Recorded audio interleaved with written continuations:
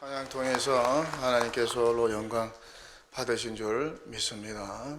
제가 이 기침이 잘 안 떨어져 가지고 설교 시간에 혹시 기침을 하더라도 양해해 주시기 바랍니다. 할렐루야. 아니지, 할렐루야가 아니지. 교회요. 성도요. 나이가 들어가지고 이제 교회를 해야 되는데 할렐루야를 하고 있어요. 제가 뭐 할렐루야 하면 여러분 아멘 한번 해보세요. 할렐루야! 오늘 말씀 보니까 임금에게 10,000달란트 탕감 받은 종이 고마움을 몰라요. 10,000달란트는 지금으로 환산하면은 약 6조 원에 달하는 어마어마한 돈입니다. 이 종이 이런 어마어마한 돈을 탕감 받았어요. 그런데 어떻습니까? 고마움을 몰라요. 왜 그런가요? 그가 고마움을 알았다면 이렇게 안 했겠죠. 100달란트 빚진 친구에게 빚을 갚으라고 뭘 자꾸 감옥에 가두지 않았겠죠. 그렇게 10,000달란트 탕감받은 종이 고마움을 몰라요. 자기가 임금에게 10,000달란트 탕감받은 사실이 얼마나 큰 고마움인지 몰라요. 잘 몰라요. 모르겠어요. 잊어버렸는지. 그러니 친구에게 이렇게 못되게 굴고 무자비하게 행동하지 않았을까. 그래, 이 소식을 들은 임금은 어떻게 하나요? 분개했겠죠. 그 종이 괘씸하고 못됐다고 당장 데려오라고. 그리고 어떻게 하나요? 빚을 갚으라고, 10,000달란트를 갚으라고 명하고 감옥에 집어 넣어버렸어요. 감옥에 가서 깨달았을까? 깨달았을까요? 깨달으면 뭐합니까? 끝난 일인데. 10,000달란트 탕감받은 종은 정말 못됐고 한심하고 어리석습니다. 고마움을 몰라. 고마움을 알았다면, 임금의 그 한량없는 은혜를 알았다면 친구의 100달란트 빚은 탕감해 주었겠죠. 고마움을 모르니까 일어난 어처구니 없는 결과입니다. 그렇게 임금님께 큰 용서를 받았는데도 종은 그 조그만 것도 용서해 주지 못해요. 임금이 베푼 고마움을 잊어버렸으니까. 하나님의 은혜에서 멀어지면은, 하나님에 대한 고마움이 우리 안에서 점점 사라지면 우리도 한 10,000달란트 받은 종과 같이 될 수 있다는 것이죠. 하나님의 사랑과 용서에서 멀어지면 우리도 그렇게 돼요. 무자비하고 무정하고 고마움을 잊고 타인에게 함부로 대하고 못되게 굴고 매몰차게 굴고 잘 용서하지도 못하고, 그렇게 하나님의 한량없는 은혜를 받았음에도 불구하고 그분의 사랑과 용서를 받았지만은 자기는 타인에게는 은혜와 사랑과 용서를 베풀지 못해요. 왜요? 다 까먹고 잊어버렸으니까. 그렇게 은혜를 받았으면서도 자기는 타인에게 무자비하고 무정하고 이기적이고 못되게 굴고 그 조그마한 것 하나 용서하지 못하고 품지 못하고 베풀지 못해요. 고마움을 모르니까. 그러니 성도는 어떻게 해야 한다는 것입니까?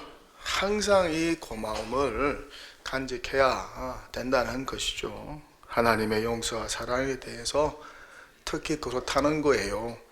우리가 받은 사랑과 용서가 어떤 것입니까? 하나님의 독생자 예수 그리스도의 십자가 죽음과 희생을 통해서 받은 것이죠. 그러니 얼마나 큽니까? 한량없는 은혜요, 갚을 수 없는 은혜가 아닐까? 그렇게 지옥 갈 인생이, 죄와 허물로 죽은 인생이 그분의 용서를 받고 그분의 사랑을 받게 되었으니 얼마나 고마운 일인가요? 그러니 어떻게 해야 한다는 것입니까? 더 사랑하고 더 용서해 주어야 한다는 것이죠.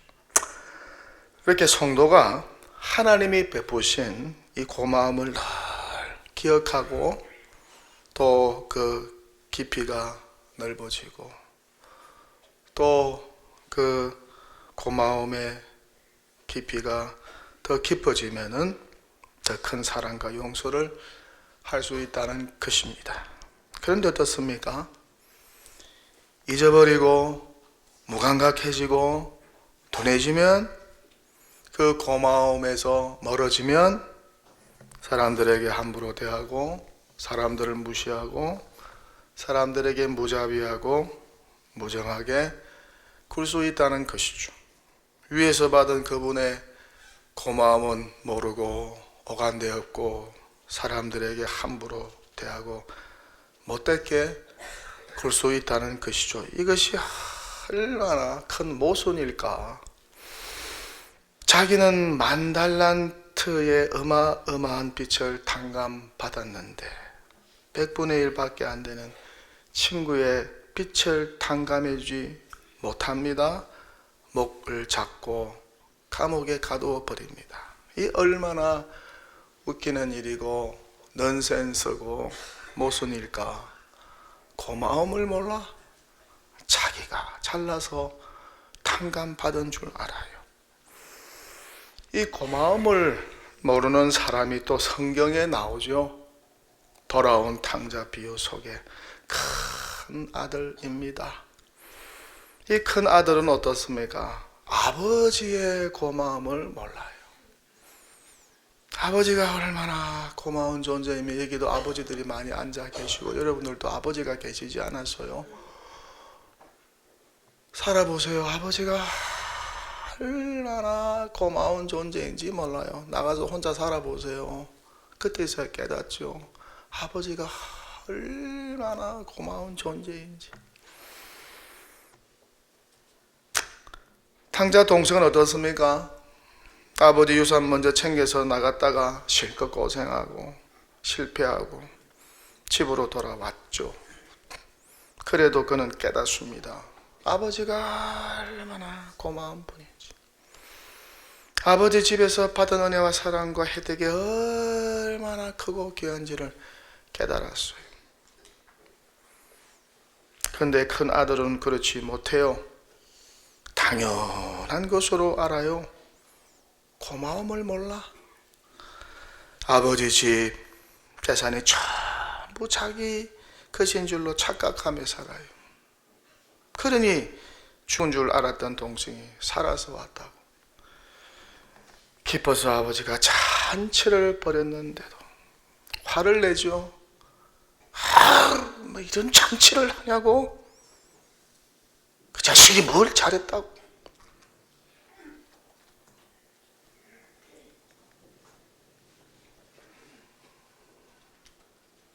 아버지에게 따져요. 자기 집인가요? 고마움을 몰라. 아버지에 대한 존경심과 고마움이 있었다면 그렇지 않았겠죠. 재산이 다 아버지 소유인데, 아버지께 받은 사랑과 은혜가 얼마나 많은데, 아버지에 대한 고마움이 많으면 절대 아버지에게 함부로 하지 못하죠. 탕자로 돌아온 동생에게도 그래요. 물론 동생이 잘못했어요. 정말 잘못했죠. 네. 그렇다면 형이 되어서 어떻게 해야 될까요? 넓은 아량으로 품어주어야죠. 그게 형이지, 그게 형이지. 형이 할 일이 이런 거 아니겠어요? 나이만 많다고 형인가요? 마음이 넓어야 형이지. 마음이 넓어야 언니지. 자고로 형은 마음이 넓어야 합니다. 제일 꼴불견이 뭔가요? 속 좁은 형, 속 좁은 언니 아니겠어요? 교회가 크다고, 은사가 많다고 시끌벅적했던 고린도 교회가 얼마나 속이 좁았는지. 그러니 사도 바울이 이렇게 권면하잖아요. 야, 마음 좀 넓혀라. 속이 왜 그래 좁냐? 마음 좀 넓혀. 교회도 마음이 넓어야 해요. 그게 진짜 큰 교회 아니겠어요? 그게 진짜 능력 있는 교회 아니겠어요? 하나님 아버지의 마음을 품은 교회 아니겠어요? 예? 바리새인은 어떻습니까? 이들 역시 하나님에 대한 고마움을 몰라. 자신들을 선민 삼고 하나님의 백성 자녀 삼아 주었는데 이에 대한 고마움이 없어요. 당연하다고 여깁니다. 오히려 세리, 창기, 가난한 자, 이방인, 병자들과 같은 이들을 비난, 정죄합니다. 너희들은 이류라고, 너희들은 삼류라고, 너희들은 사람 새끼가 아니라고. 나중에는 그들을 품고 감사하는 예수님까지 공격하고 비난 정죄하지 않습니까? 왜 그럴까요? 고마움을 몰랐어. 하나님께 선민으로 택함 받았다는 사실에 고마움이 없어요. 당연하다고 여긴 것이죠. 당연한 게 아닌데 당연하게 여겼어요. 당연한 게 아닌데 당연하게 여겼어요. 그러니 그들이 무정하고 잔인해졌어요. 하나님에 대한 고마움이 사라지게 되었어요. 남는 것은 껍데기와 잘났다고 무게 잡고 과시하는 것밖에 남지 않았어요. 교만밖에 남지 않았어요. 자기 의로 충만해졌어요.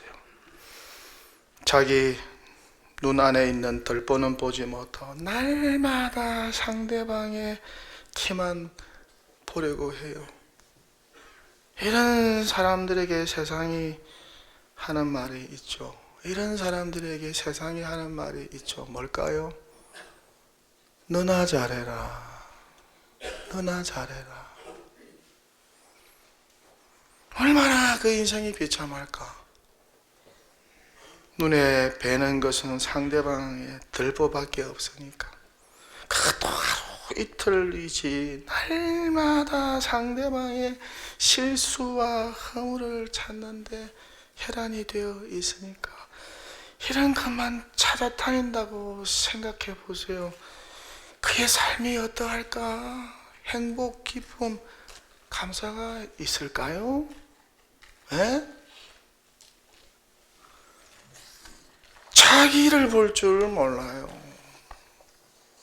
자기 안에 들보를 볼 줄 몰라요. 자기 안에 티를 볼 줄 몰라요. 신앙생활이 뭡니까? 자기 발견 아닌가요? 자기 발견. 세상에 살다 보니까 발견하지 못했던 내 안의 티와 내 안의 들보, 허물을 신앙생활하면서 발견하는 거. 그렇게 자아 발견하는 게 신앙생활 아니겠어요? 말씀과 기도와 예배 속에서 자신을 발견하는 작업.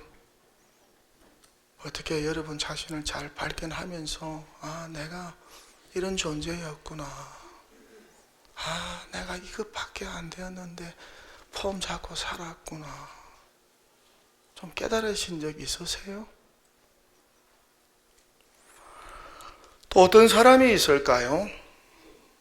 고마움을 몰라 형의 사람. 나병 환자 9이 그랬죠.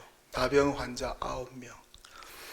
예수님이 10명 나병 환자를 다 고쳐주시지 않습니까? 고맙다고 예수님께 찾아온 사람은 그런데 딱 한 사람. 그 9은 고마움을 전하러 오지 않았어요. 정말 고마움을 모르는 사람들입니다. 아니, 이런 사람들 데리고 뭘 하겠어요?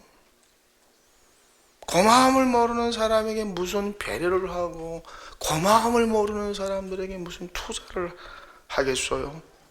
고마움도 모르고 뭐든지 당연하다고 여기는 사람들이 있죠. 자식들 가운데도 우리 부모가 해주는 거 당연한 거야. 참, 얼마나 부모가 참 기가 차겠습니까?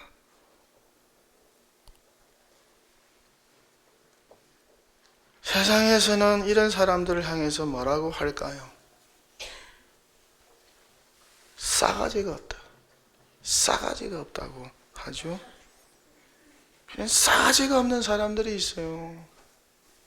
교회 안에도 있고 교회 밖에도 있고 자식들 가운데도 있고. 이 싸가지가 없다는 표현은 도대체 가망이 없다. 도대체 가망이 없다는 뜻입니다. 예의 범절을 전혀 모르는, 예의를 갖출 기미가 전혀 보이지 않는 사람을 뜻합니다. 이렇게 가망이 없는 사람. 누가? 고마움을 모르는 이들이 그렇다는 것이죠. 이런 고마움을 몰라 형의 인간은 말세가 될수록 더 많아진다고 성경에서 예언하고 있죠. 이에 대해서 사도 바울은 경고합니다. 말세에 고통하는 때가 이를 것인데 사람들이 자기를 사랑하고 사람들이 감사하지 아니하고 사람들이 무정하게 된다. 그렇게 이기적인 사람, 감사를 모르는 사람, 무정한 사람들이 많아진다고. 그러니 이들의 입에서 뭐가 나올까요? 이런 부류의 사람들, 고마움을 몰라 형의 사람들 입에서 무슨 말이 나오겠습니까?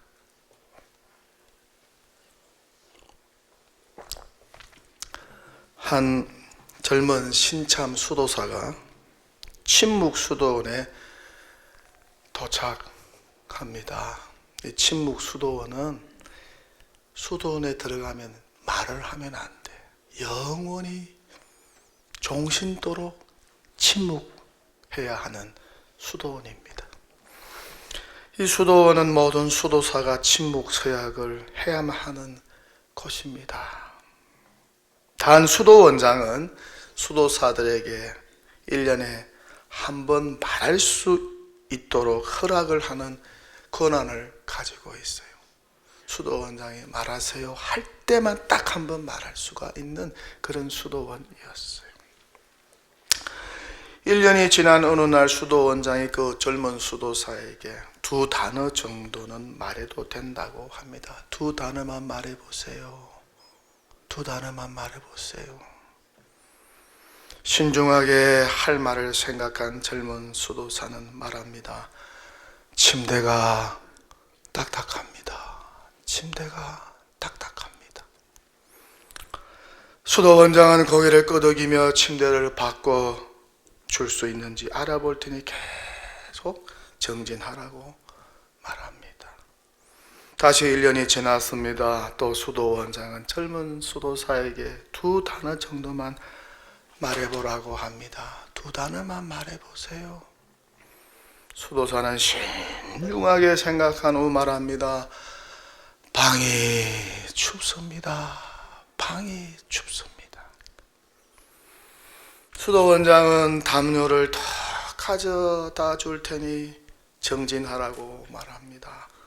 또 1년이 지나자 수도원장은 젊은 수도사를 찾아와서 두 마리만 말해보라고 합니다.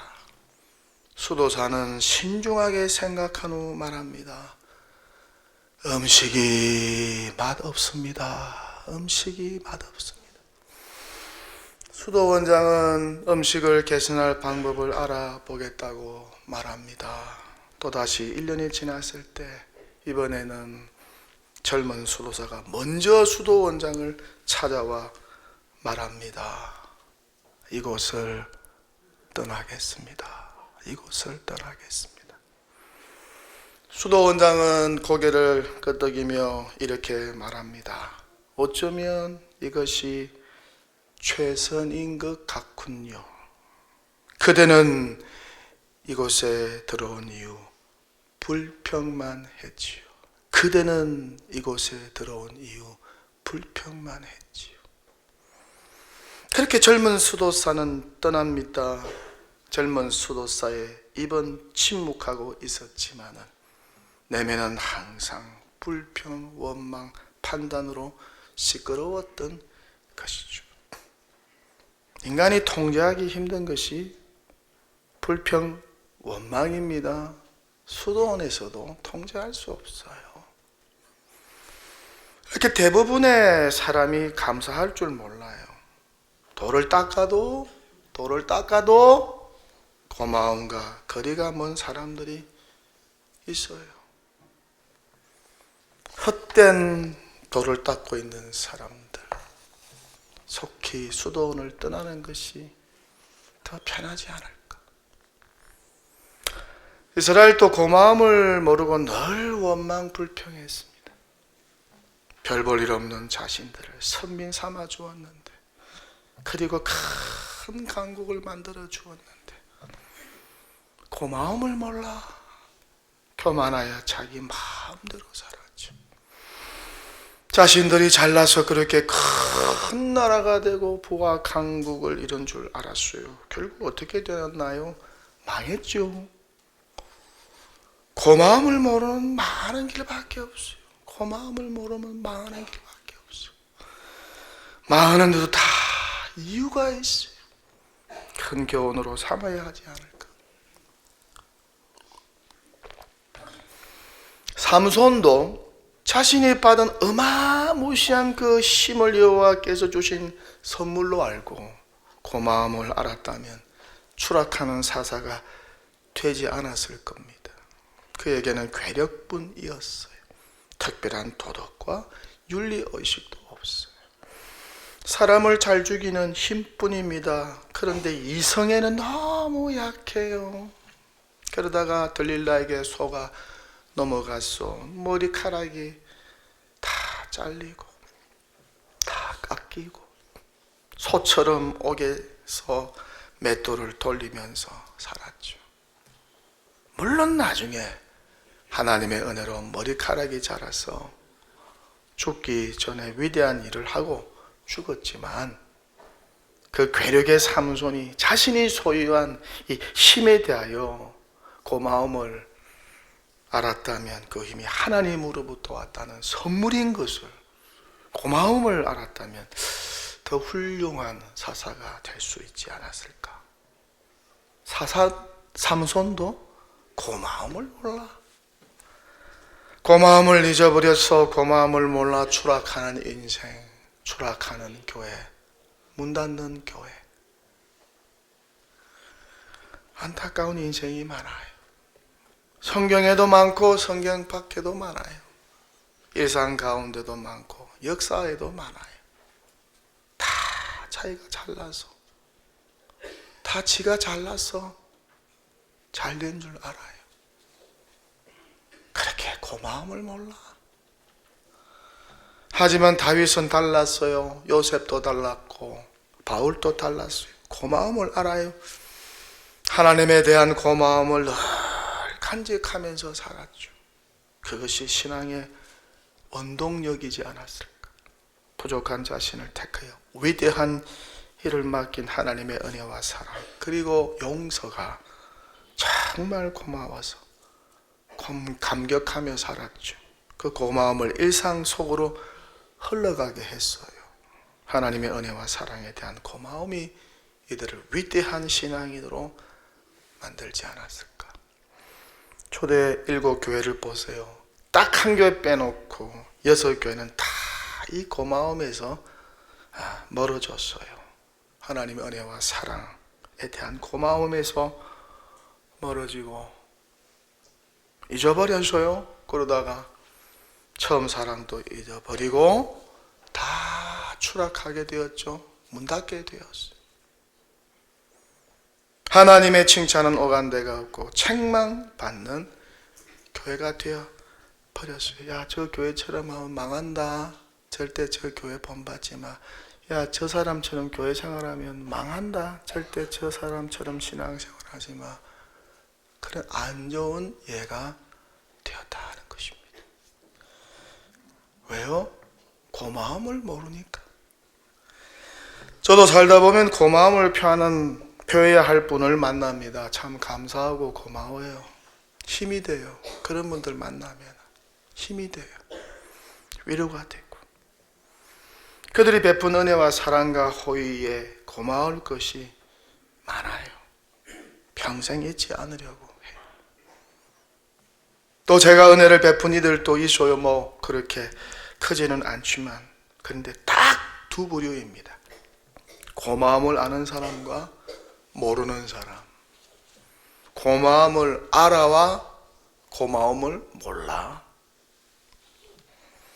별거 아닌데도 고마움을 표하는 분들이 있죠. 근데 전혀 고마움과는 상관이 없는 분들도 있어요. 여러분은 어느 부류에 속하는 것 같습니까? 고마움을 알아? 고마움을 몰라. 하나님에 대한 고마움을 잊지 말아야 합니다. 나도 하나님께 10,000달란트 이상 탕감받았는데, 그 이상의 은혜인 십자가의 사랑을 받았는데, 나 같은 죄인이 구원받는 은혜를 받았는데, 아니 천사도 허무하는 직분까지 받았는데, 이런 고마움을 간직해야 하지 않을까요? 이것이 교회가 다시 일어난 힘이 아니겠어요? 이 고마움의 힘으로 교회가 서 있어야 하지 않겠어요? 이 고마움이 빠지면은 바람 빠진 타이어와 같습니다. 이 고마움에서 멀어져 있지는 않는지, 희미해져 가고 있지는 않는지, 나도 모르게 이 고마움에서 멀어져서 딱딱해지고 심령이 굳어져 가고 있지는 않는지, 이 고마움이 새로워지고 거듭나야 하지 않을까. 어떻게 이 고마움이 여전히 여러분 마음속에 있는 것 같으세요? 아니면 없는 것 같으세요? 고마움에 민감한 것 같으세요? 둔한 것 같으세요? 이 고마움이 저와 여러분의 삶의 전 영역 속에서 요동치고 있는 것 같습니까? 이야기 안 하고 설교를 마치겠습니다. 우리가 랍스터라고 부르는 바닷가재 있잖아요. 그거 맛있어요. 먹어봤습니까? 비쌉니다. 근데 가끔씩 롯데마트 가면 특별 세일을 합니다. 엄청 쌉니다. 그때쯤이면 한 번씩 맛볼 수 있는 이 랍스터, 바닷가재는 평생 27번 껍질을 바꾼다고 합니다. 27번. 어느 책에서 저자는 이 부분에 대해서 이렇게 글을 쓰고 있어요. 우리가 랍스터라고 부르는 바닷가재는 딱딱한 껍질 안에서 사는 부드럽고 말랑말랑한 생명체이다. 그 딱딱한 껍질은 절대로 커지지 않는다. 바닷가재가 성장함에 따라 그 껍질이 몸을 점점 조여오고, 당연히 바닷가재는 매우 불편한 상황에 놓이게 된다. 그렇게 되면 바닷가재는 포식자 위험으로부터 자신을 보호할 수 있는 안전한 바위 밑으로 들어간다. 그곳에서 자신의 껍질을 벗고 새로운 껍질을 만든다.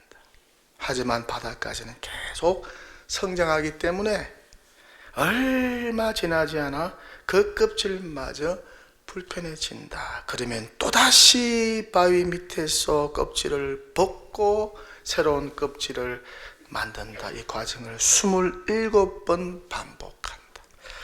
자신도 모르게 계속 자라고 있기 때문에 바닷가재는 전에는 자각하지 못하던 압박감과 불편함을 느끼게 되고 이 불편함이 탈피와 성장에게 계기가 되는 것이다. 그렇게 글을 쓰고 있어요. 어떻습니까? 오랫동안 불편하고 딱딱한 껍질을 바꾸지 않고 계속 예전의 껍질을 뒤집어 쓴 채 주님을 섬기고 교회 생활하고 있지는 않는지, 내가 누리는 모든 것이 당연하다고 여기며 살고 있지는 않는지, 성장을 방해하는 예전의 껍질에 함몰되어 살고 있지는 않는지, 불편하다는 이유로 새로운 껍질을 만드는 것을 거부하고 밀어내고 있는 것은 아닌지, 옛 껍질에 안주하여 성장 없는 불편하고 또 기형적인 교회 생활, 신앙 생활을 이어가고 있는 것은 아닌지, 하나님에 대한 고마움, 그 고마움에 대한 업그레이드도 없이 과거의 은혜라는 껍질 속에 묻혀서 그렇게 동굴 속에 갇혀서 어두컴컴한 곳에서 이것이 진리인 양 신앙생활하고 있지는 않은지, 딱딱한 껍질, 굳어진 껍질이 무엇일까? 굳어진 신앙의 습관, 굳어진 신앙의 고정관념, 익숙한 신앙과 교회의 생활 방식, 생명력 없는 굳어진 교회 생활 습관이 아닐까? 우리가 바위 밑으로 들어가서 옛 껍질을 벗기고 새로운 껍질을 만들기 위해서 영혼의 몸부림을 친 때가 언제였을까? 그런 적이 있으세요? 아주 최근에 이런 적이 있으세요? 설교를 마칩니다. 하나님의 은혜, 그분의 사랑과 용서에 대한 고마움을 잊은 우리, 그 고마움에서 한참 멀어진 우리, 모든 것을 당연히 여기는 우리, 교만과 자기의와 자기 과시로 충만한 우리, 그렇게 하나님을 향한 고마움이 식어가고 변질되었지만 여전히 깨닫지 못하는 우리, 이런 옛 껍질들이 부서지고 탈바꿈하는 역사가 일어나게 되시기를 축원합니다. 축원합니다.